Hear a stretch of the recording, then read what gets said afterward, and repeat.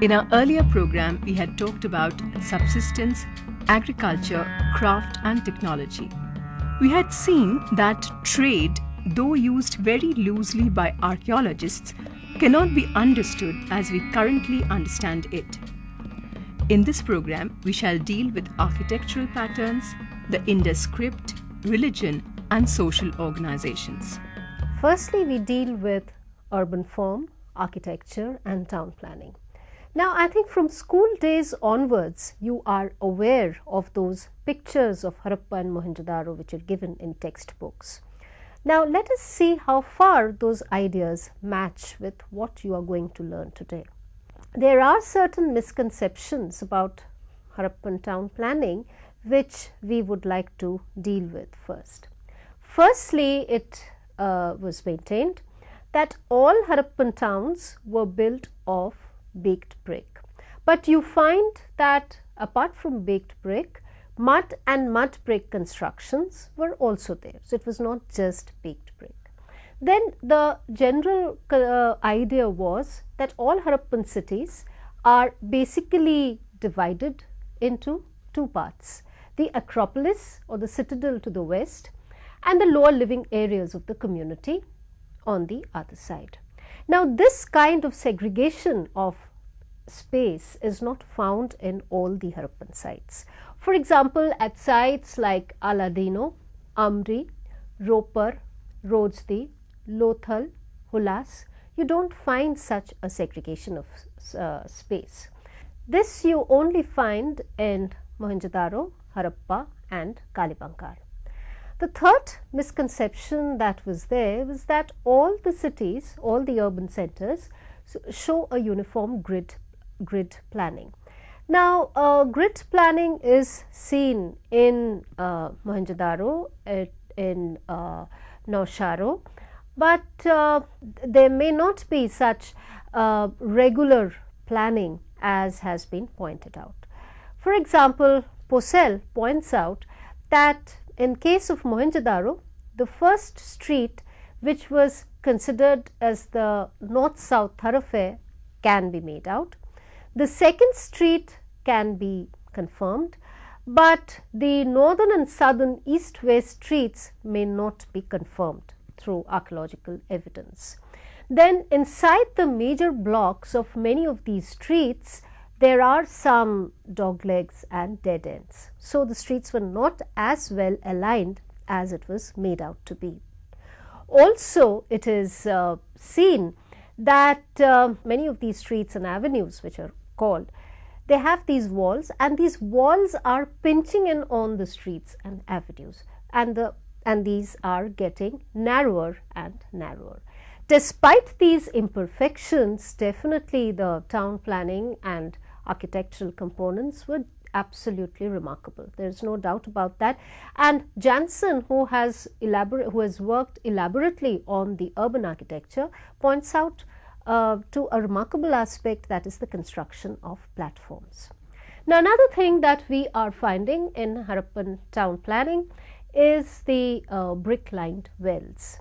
Now, the layout of many of these wells were done when the original platform was laid out, and these wells continued unchanged throughout the mature Harappan phase. They show a remarkable continuity.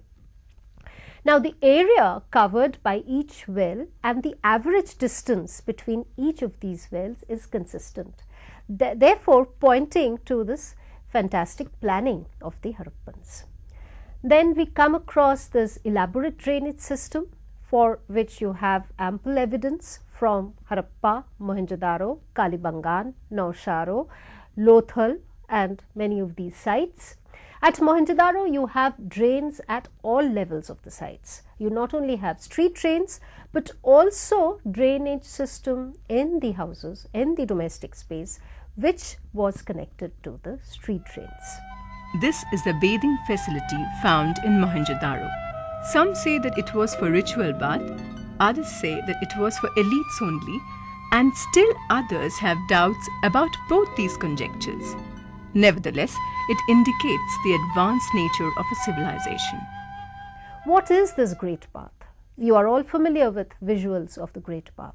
It's basically a water tank where which was enclosed by brick paved walls, brick paved galleries and brick paved colonnades. Now this huge tank was had an area of 12 into 7 meters and a depth of almost 2.4 meters. On the outside of the tank, one had a covering of about 3 centimeter thick of bitumen to make it waterproof. Then we come across 2 staircases from opposite sides of the Great Bath leading to the bottom of the tank. So this is very interesting, this entire structure, architecture of the Great Bath.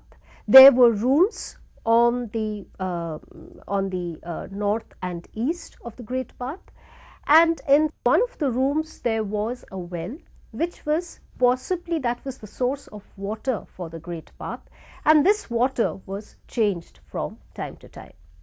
So from the nature of its architecture, from the nature of its planning, it's possible that it was meant for some special ritualistic purpose. Now when you come to the domestic structures, Mohenjo-daro definitely gives the best example. How can we talk about these houses? Archaeologists have talked about these houses which consist of rooms irregularly spaced, closing in on one or more than one courtyards. Now these courtyards were used for more than one purpose.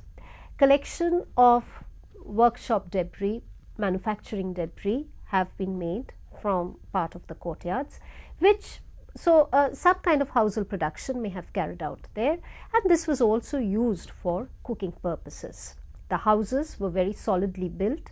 The walls were more than a meter to about 2 meters thick. Then you come across doors and windows. Of course, windows, the construction of windows, it's doubtful, although some scholars have talked about it. And you hear about staircases. People talk about these staircases which lead up to possibly an upper story. So you can make out that one is getting well constructed houses. A large house of nearly 300 square meters would have about 20 rooms closing in on a courtyard. Now apart from these houses, you come across 16 two-room quarters which were called the coolie lines by Wheeler. Now apart from these domestic houses, or domestic structures, we also come across some special purpose buildings. Now I have already mentioned initially that about the segregation of space of these urban centers, that often Acropolis to the west, where you have Acropolis or Citadel to the west, and the lower town. So we have already seen that such segregation of space is not there at all the sites. Now what is this citadel? It was basically it was basically a fortress adjoining the settlements, and it was meant for defense purposes. Now as I already mentioned, that this segregation of space was not noticed everywhere. At Mohenjo-daro, Mitathal and Kalibangan, you see such a segregation of space. You don't see it in Harappa, Banavali or Lothal. Now let us take off Mohenjo-daro, which is the most well recorded here. The citadel here enclosed certain high walls and towers, and we come across these special buildings within this citadel. You all know about the Great Bath, about the pillared hall, elite residences and the granary. Now close to the Great Bath, one comes across this huge platform on which there are these 27 smaller plinths separated by narrow passages and arranged in 3 rows of 9 each. From the nature of these structure and seeing a similar structure at Harappa, archaeologists have come to the conclusion that this is the granary. Another important structure is the pillared hall. There are 20 thick pillars arranged in 4 rows of 5 each. So this has been called the palace of the elites basically. This is what the Harappan citadel and these structures looked like. Now if we look into the planning of the other cities, we see that Harappa also had a lower town and a citadel. The citadel had granary and some 2 gateways. Kalibangan was rebuilt completely during the mature Harappan period. Chanhudaro can be called as a lower quarter, as one of the lesser quarters of Mohenjo-daro. There you have ample evidence of beadworking, and Lothal has been mentioned as a port with a dockyard. There also you are, which is controversial, there also you are finding evidence of different craft working. Now one of the most spectacular discoveries of recent times is the site of Dholavira in the Great Run of Kutch, which spreads over an area of 60 hectares. Here too you have the citadel with an outer court, and which is connected to the middle town. All are bounded within this open walled system, where in one place you have the lower town. So here also in Dholavira also you find all features of Harappan town planning. Most of these buildings and the structures, walls, they were made of mud brick. Inside the citadel, inside the town, one finds that there is a tank, a water tank, which was lined by stones and it had lime plaster.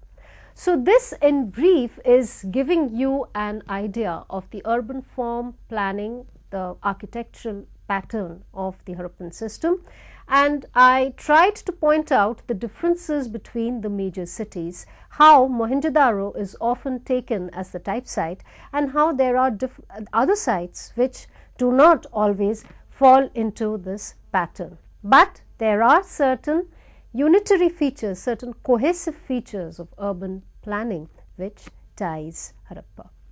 Now the next aspect that we take up is the Harappan script. Now you must be already aware of the fact that the Harappan script is still undeciphered. What is the script basically? Do you have alphabets here? Not really. You are having, it is called logographic. So you are having 375 to 400 signs without, and there is a complete absence of alphabet. Where are you finding these signs? The signs are found in, they are inscribed in seals, in tablets, in clay tablets, in tools, in pots, in jars.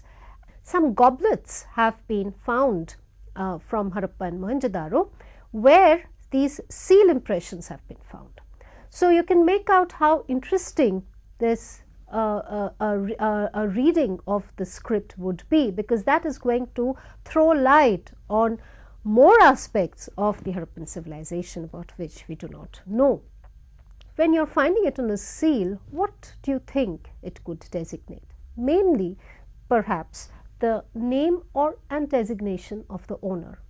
When you are having a pictorial emblem, then one perhaps gets to know more about the possibly lineage, ancestry or the social origins of that particular individual. So although the script remains undeciphered, but you would agree that writing is one of the most momentous discoveries of mankind, and there you have that thing was already there in the Harappan civilization. Now the next aspect that I would like to dwell on is of course Harappan art. What are the objects that immediately come to mind when we are talking about art? Art can be defined in many ways. The modern definition is simple. It is an expression of a creative skill. It indeed is an expression of a skill, but in ancient times, it may have been a livelihood for some.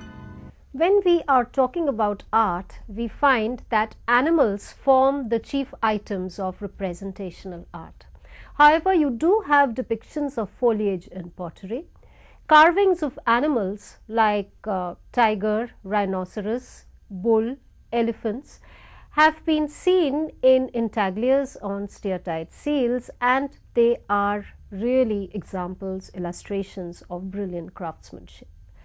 Animal figurines have been found, but they are not of very good workmanship, mainly in clay and faience. The bull forms the most important item among these clay figurines. Apart from these, some bronze and stone artifacts have been found, made of bronze and stone, and here you find that you get some beautiful examples of buffalo and goat. The rendering of people in clay or faience was not as great as seen in stone or steatite. I have already mentioned about the priest king in some other context, which is basically a figure connected with the elite class in a seated posture. So, the style is very static and formal and can definitely be marked by the very superior craftsmanship. Then we come across the famous dancing girl and several animal figurines, which are illustrations of the lost wax process.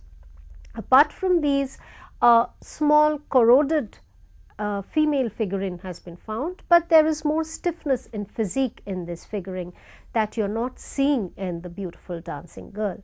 Most of these items have been found from Mohenjo-daro, but the context of the dancing girl is not really known.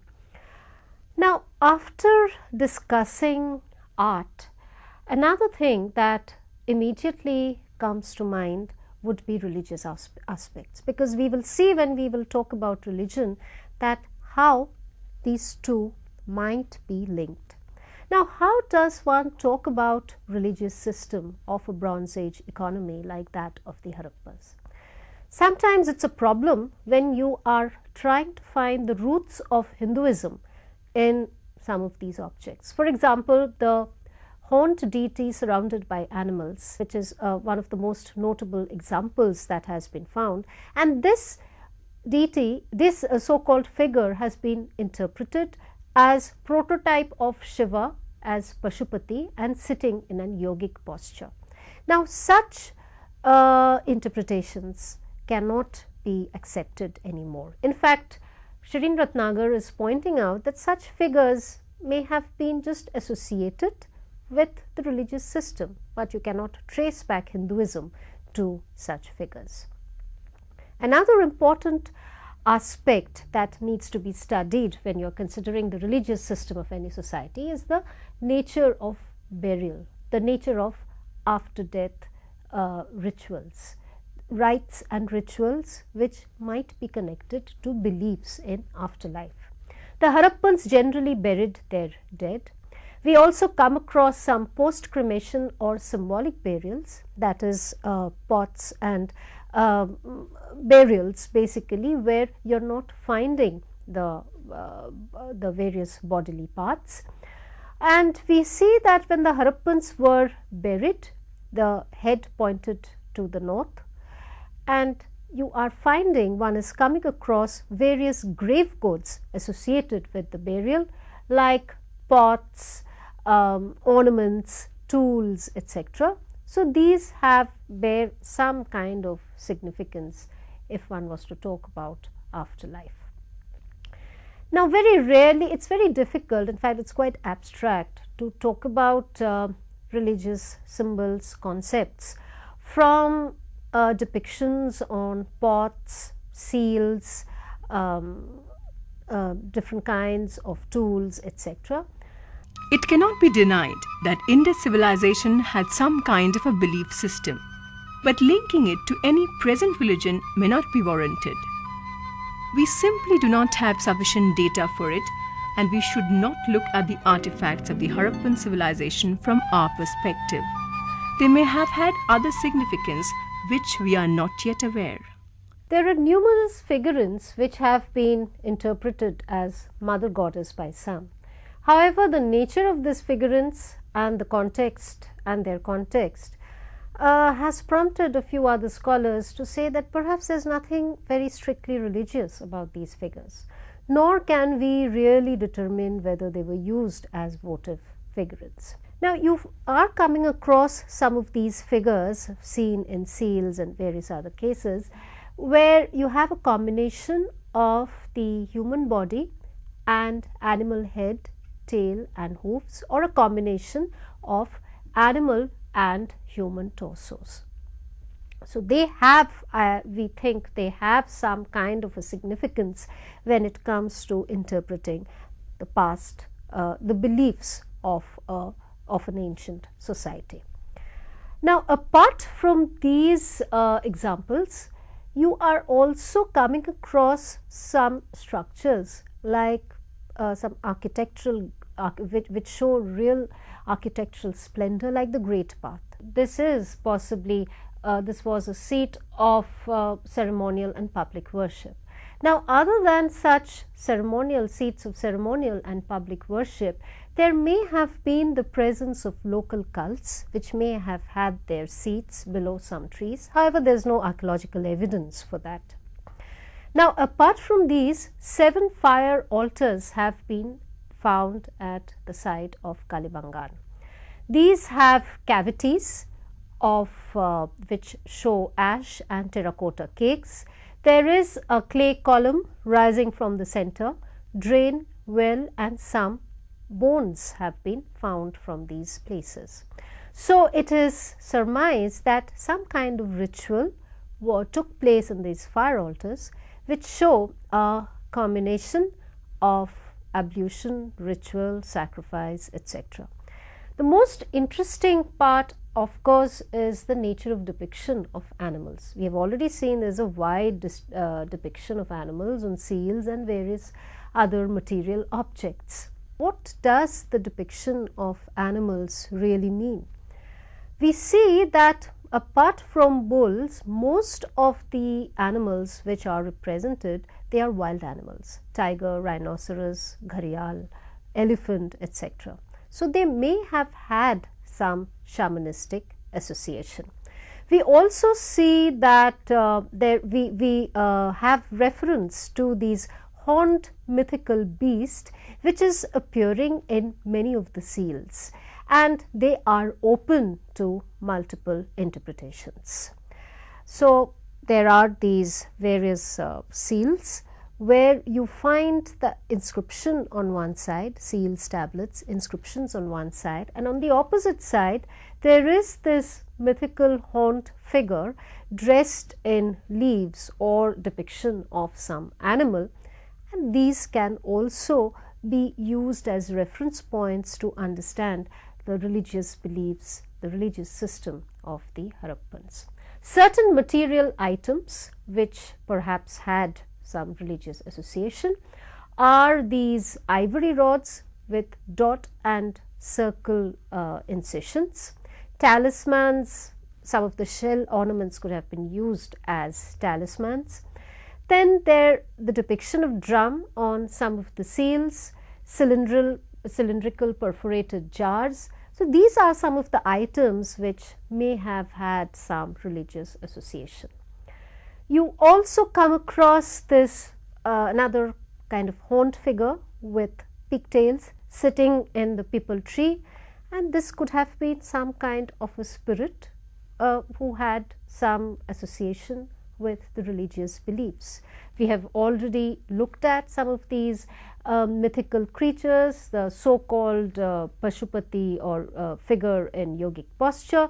So, these various figures can be taken as representing past beliefs and customs. You also have these various figures of fish, animal motifs I have already mentioned, and all these possibly formed a part of a religious system which was primitive or semi-primitive, and this is how we can actually talk about the Harappan religious system. A little too abstract, but there is nonetheless a lot of evidence which does show some indications to past belief and customs. We have already talked about the priest king. Now here one thing to be noted is such labels like the priest king were used by colonial archaeologists, and they are actually reflective of the European attitude towards the Orient, because this might not have been a priest king at all. If there was such a complex mechanism in a society, there definitely must have been some form of social organization. How was it organized in Indus society? From whatever idea you have formed about the Harappan civilization, one thing is clear, that there is evidence of, for example, in the nature of organization of space of some of the cities, there is evidence of some kind of difference. So scholars have talked about social segregation based on differences in urban space, like you have the houses with elaborate facilities and the so-called coolie lines. Then you have the material evidence of various distinctive seals, which scholars have interpreted as evidence of private property. Now, if a social organization based on some hierarchical arrangement, based on some class segregation existed, then it must have operated through some controlling authority. And there we have to talk about the political status of the Harappan system. Some scholars have said that there was a state, others have said that no, it was a proto-state. So there is still a wide-ranging debate on that. But what is clear is some kind of a controlling authority is seen in maybe the town planning, in the way that no encroachments were allowed to be made on streets, in the very well planned drainage system. A controlling mechanism is seen in the widespread use of distinctive seals, in the script which still remains undeciphered, in the universal style of pottery despite regional variations, in the universal system of weights, in the standard size of the mud brick and the fired bricks. So as to how this political control, how the mechanism, how it worked, we do not know. But there was some kind of a controlling authority, and this is the kind of material evidence that archaeologists talk about. So when we are talking about political control, archaeologists cannot say anything about which was the capital.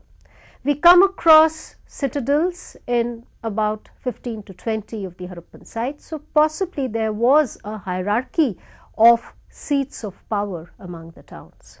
But beyond that, nothing can be said with a lot of certainty. Shireen Ratnagar has talked about a political system which was based on tribal foundations. That was the foundation on which the Harappan centralized controlling authority was based. However, unless the script is deciphered, nothing more conclusive can be said about the nature of polity or the social organization. So, we have seen architectural patterns, the Indus script, art and religion, and also the social organization. While we can make many conjectures, unless the script is deciphered, nothing conclusive can be arrived at about this great civilization.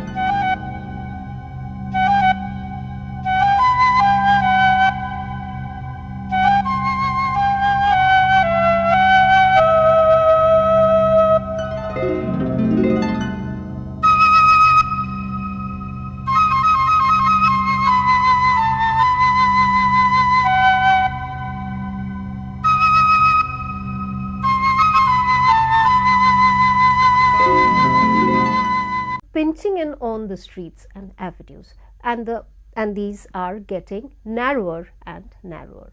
Despite these imperfections, definitely the town planning and architectural components were absolutely remarkable. There is no doubt about that. And Jansen, who has worked elaborately on the urban architecture, points out to a remarkable aspect, that is the construction of platforms. Now, another thing that we are finding in Harappan town planning is the brick-lined wells. Now, the layout of many of these wells were done when the original platform was laid out, and these wells continued unchanged throughout the mature Harappan phase. They show a remarkable continuity. Now, the area covered by each well and the average distance between each of these wells is consistent, therefore pointing to this fantastic grid planning. Now, grid planning is seen in Mohenjo-daro, in Nausharo, but there may not be such regular planning as has been pointed out.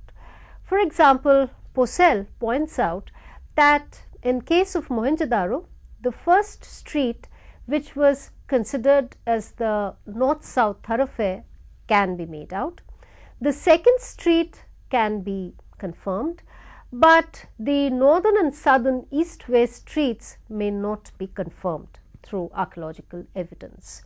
Then inside the major blocks of many of these streets, there are some doglegs and dead ends. So, the streets were not as well aligned as it was made out to be. Also, it is seen that many of these streets and avenues, which are called, they have these walls, and these walls are of the Harappans. Then we come across this elaborate drainage system, for which you have ample evidence from Harappa, Mohenjo-daro, Kalibangan, Nausharo, Lothal, and many of these sites. At Mohenjo-daro, you have drains at all levels of the sites. You not only have street drains, but also drainage system in the houses, in the domestic space, which was connected to the street drains. This is the bathing facility found in Mohenjo-daro. Some say that it was for ritual bath, others say that it was for elites only, and still others have doubts about both these conjectures. Nevertheless, it indicates the advanced nature of a civilization. What is this Great Bath? You are all familiar with visuals of the Great Bath. It's basically a water tank where which was enclosed by brick paved walls, that all Harappan towns were built of baked brick. But you find that apart from baked brick, mud and mud brick constructions were also there. So, it was not just baked brick. Then the general idea was that all Harappan cities are basically divided into two parts: the Acropolis or the citadel to the west, and the lower living areas of the community on the other side. Now, this kind of segregation of space is not found in all the Harappan sites. For example, at sites like Aladino, Amri, Ropar, Rojdi, Lothal, Hulas, you don't find such a segregation of space. This you only find in Mohenjo-daro, Harappa and Kalibangan. The third misconception that was there was that all the cities, all the urban centers show a uniform grid.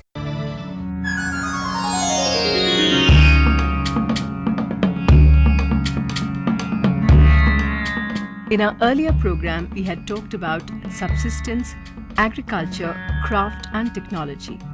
We had seen that trade, though used very loosely by archaeologists, cannot be understood as we currently understand it. In this program, we shall deal with architectural patterns, the Indus script, religion and social organizations. Firstly, we deal with urban form, architecture and town planning. Now, I think from school days onwards, you are aware of those pictures of Harappa and Mohenjo-daro which are given in textbooks. Now, let us see how far those ideas match with what you are going to learn today. There are certain misconceptions about Harappan town planning which we would like to deal with first. Firstly, it was maintained